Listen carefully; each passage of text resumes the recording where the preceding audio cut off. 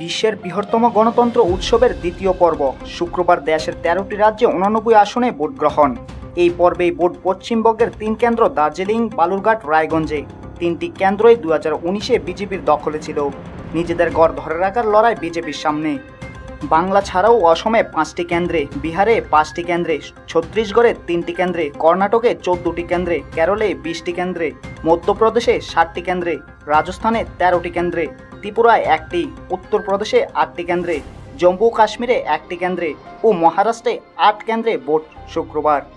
আগের পর্বে মণিপুরের আউটার মণিপুর কেন্দ্রে ভোট হয়েছিল আংশিকভাবে।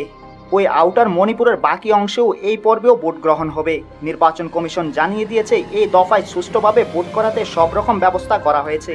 তবে দ্বিতীয় দফার ভোট কমিশনের জন্য চ্যালেঞ্জিং, কারণ যে রাজ্যগুলিতে ভোট হচ্ছে তার অধিকাংশই প্রবল তাপ প্রবাহের সম্ভাবনা রয়েছে। তাৎপর্যপূর্ণভাবে এই পর্বে যে রাজ্য ভোট হচ্ছে তাতে কংগ্রেস, বিজেপি 2 শিবিরই নির্বাচন ভাগ্য অনেকাংশে নির্ধারিত হতে পারে। কেরলের সবকয়টি আসনে ভোট এই পর্বেই। এই কেরলে 19 আসনেই আগেরবার জিতেছিল কংগ্রেস নেতৃত্বাধীন জোট। কর্ণাটকের অর্ধেক আসনেও ভোট শুক্রবার। এই কর্ণাটকই সদ্য সরকার গড়েছে কংগ্রেস, যে রাজ্যে আগেরবার 28টির মধ্যে 26 আসন জিতেছিল বিজেপি জোট।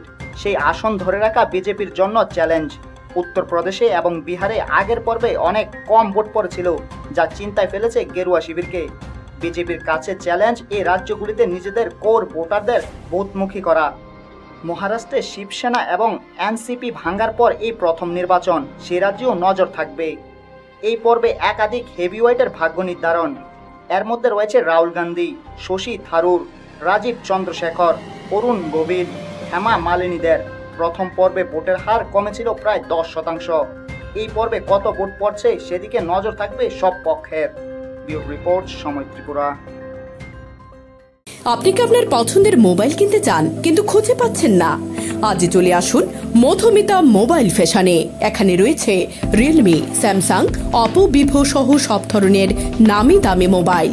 আমাদের এখানে ফাইন্যান্সের মধ্য দিয়েও নিতে পারবেন সকল ধরনের মোবাইল, যেমন বাজাজ ফাইন্যান্স, স্যামসাং ফাইন্যান্স। তাছাড়া আমাদের এখানে অত্যাধুনিক যন্ত্রের সাহায্যে মোবাইল রিপেয়ারিং এর কাজও করা হয়। আমাদের ঠিকানা সোনামুড়া পাঞ্জাব ন্যাশনাল ব্যাংক সংলগ্ন। যোগাযোগ 9856492846।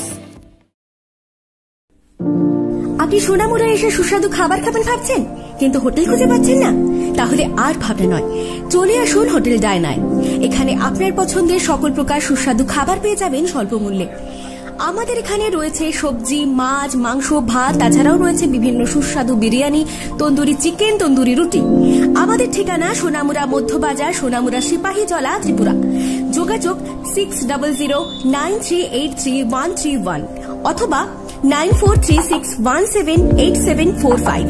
এছাড়াও রয়েছে হোম ডেলিভারির সুব্যবস্থা।